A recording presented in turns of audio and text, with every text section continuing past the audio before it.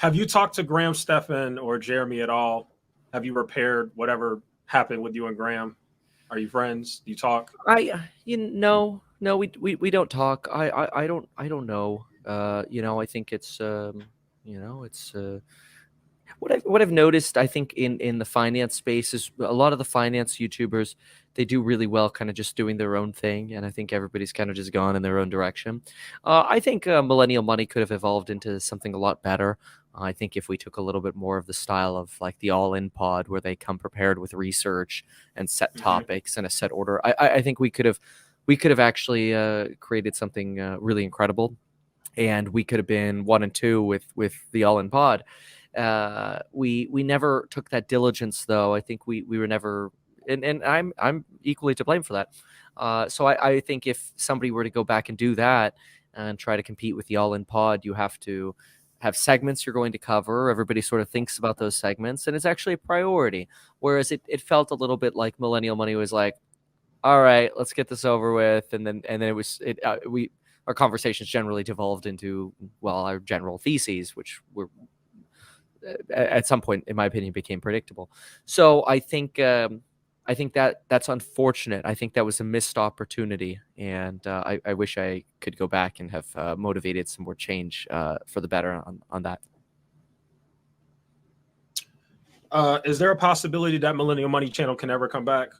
Because that channel still exists, right? He just deleted all the videos, right? Or did he completely delete that channel? Do you know? I have no idea. I have not logged in for over a year, so I have no idea. But you know, could it come back? I doubt it.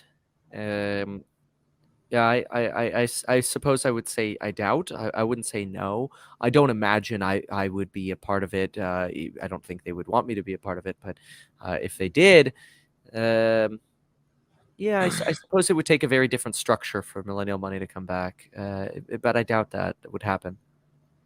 Ask me, Kevin, why he left Creators Agency. Yeah, based on the information I got, it looks like you left. Is that true? Um, Uh-oh. I would. I probably wasn't the best customer of theirs, so I probably take some blame for uh, not being part of that group anymore. But we stopped working together probably June, somewhere around June, I think, something like that. This guy wants to know, what are your thoughts on the Andrew Tate arrest? Do you think he's guilty or do you think he's being framed? I don't know. Uh, I see there are two parts of Andrew Tate. One is the motivation, right? The Tony Robbins style, like get off your ass and work, and get hard style, like, and that's motivational for especially younger dudes, and I think that part is great. I think that he was able to take wealth and attention, and turn that into attracting women. However, that has then devolved into, I think, him believing that because of his wealth and attention, that he can treat women in ways that I think are inappropriate. And some people say, "Oh, consensual, this, that." I think people, I mean, women to some extent probably know what they sign up for when they get involved with Andrew Tate. But I think, unfortunately, the message that ends up being sent to young men across America is, this is how you treat a woman, the way Andrew Tate does. You walk around the house with a sword because you will demand they cook in the kitchen or do your laundry. I think that aspect of Andrew Tate is disgusting. Now, do I think he's guilty? I don't know. I mean, we'll see what the evidence shows. But yeah, so it's not a yes no for him. It's a two-sided answer. Cool. Are either of you two firearm owners? I definitely am, and I'm pretty sure Kevin is too, but he can speak for himself. That's a secret. There you go. Well, I definitely am. How did you hook up with Peter Schiff, and how has he influenced you? You ever watch his Occupy video? Yeah, his Occupy video is actually how I ever first discovered him. But yeah, visiting Peter Schiff was remarkable. It was, visiting him in Puerto Rico was fantastic. I mean that visit to Florida and Puerto Rico was so incredible because I went from Peter Schiff to Ben Mala and Kathy Wood in the span of 3 days. It was an honor. So it sort of reiterates all this traveling we're doing, but it's so fantastic. And I'm very excited about it. But yeah, I mean, Peter, we sent him a message. Hey, can we do an in-person interview? And he was on board. So it's fantastic. We've done interviews, of course, on the channel before too. Yeah. How did you meet with Kathy Wood in person? Did you have to pay for that? No, of course not. Okay, you never know. How'd you meet up with her? Because I mean, people like that, no, you got to pay. No. Well, probably because I've, well, first of all, I have great respect for her and her team. I think they're absolutely brilliant. Any of the ETF folks, they're researchers that I've worked with before in interviews have just been so phenomenal. Yassine and crypto, Brett, and the research that he does. I mean, these are really just brilliant minds, and I don't know how she finds these folks, but hats off to her. So that was actually one of the things I asked her in person. I go, "How do you do that?" Yeah, it was surreal. When you talk to her, did it ever come up of whether she's actually like seen your videos or watched your channel before? Yeah, she knew the allocations in my ETF, and she knows I'm on YouTube. So Okay. yeah.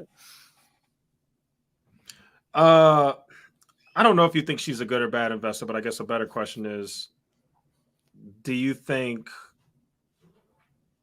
she's like ruined her credibility because of how bad she's performed over the last like year? No, I think she's been very consistent. She's never made her strategies a secret. She's very clear with what her mission is. I think she is redefining how she's presenting her portfolio, and that's very smart. One